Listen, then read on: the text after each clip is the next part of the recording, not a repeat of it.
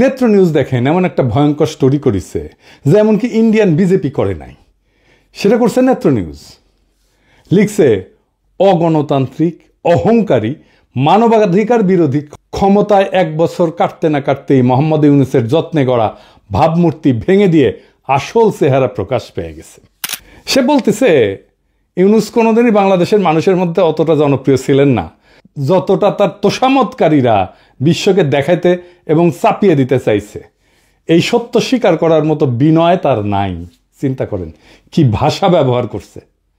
উপরন্ত আছে এক পর্বত সম অহংকার।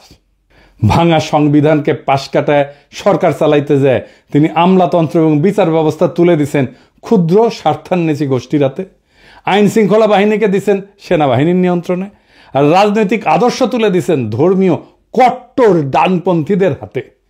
এইবার বুঝে দেখেন নেত্র নিউজ কোনটি থেকে টাকা পায়, বুঝছেন? এটাও খুঁজে বের করবো।